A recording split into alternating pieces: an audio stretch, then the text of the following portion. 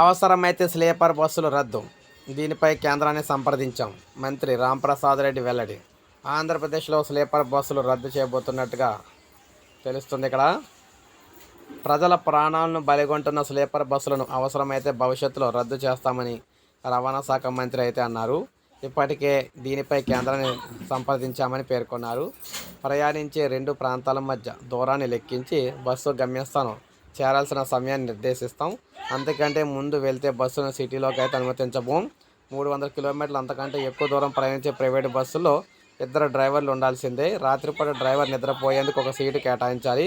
ఈ విషయాలను private bus యాజమాన్యాలకు స్పష్టం చేశాం అని మంత్రి వెల్లడించారు. బస్సు ప్రమాదాల నియంత్రణపై ఏర్పడిన మంత్రివర్గ ఉపసంఘం సచివాలయంలో భేటీ అయింది. హోంమంత్రి అనిత, రవాణా శాఖ మంత్రి మండిపల్లి రాంప్రసాద్ రెడ్డి ఆయా శాఖల అధికారులతో సమీక్షించారు. ప్రభుత్వ అంతిమ లక్ష్యం ప్రమాదాల నివారణ. అందుకు ఎలాంటి చర్యలు తీసుకునేందుకైనా వెనకాడబోము. రహదారుల వెంబడి స్పీడ్ గన్ల ఏర్పాటుకు ప్రభుత్వం ఇప్పటికే 40 కోట్లు మంజూరు చేసింది. డ్రైవర్ను ఎదురుగా వచ్చే వాహన కదలికల్ని అంచనా వేసేలా ప్రతి బస్సులో 2 కెమెరాలు ఏర్పాటు చేయాలని ప్రైవేట్ ట్రావెల్స్ని అయితే కోరాం. కర్నూలు, మారేడుమిల్లి, మార్కాపురం బస్సు ప్రమాదాలకు మానవ తప్పిదమే కారణమని తేలింది. మార్కాపురం ఘటన తర్వాత రాష్ట్ర వ్యాప్తంగా 16 చెక్ పోస్టులను ఏర్పాటు చేశాం. గత 10 రోజుల్లోనే 10,000 సార్లు వాహనాలు తనిఖీ చేశాం. చట్టాన్ని అడ్డుకు పెట్టుకొని దుశ్చర్యలకు పాల్పడే వారిపై ఉక్కుపాదం మోపుతామన్నారు. సో పన్ను కూడా తగ్గిస్తామని చెప్పారు. సో ఎట్టి పరిస్థితుల్లో అవసరమైతే స్లీపర్ బస్సులు అయితే రద్దు చేసేస్తామని చెప్పేసి చెప్పడం అయితే జరిగిందనమాట. అంటే పడుకొని వెళ్ళే బస్సులు అయితే ఉంటాయి కదా, అట్లయితే రద్దు చేస్తామని చెప్తున్నారు.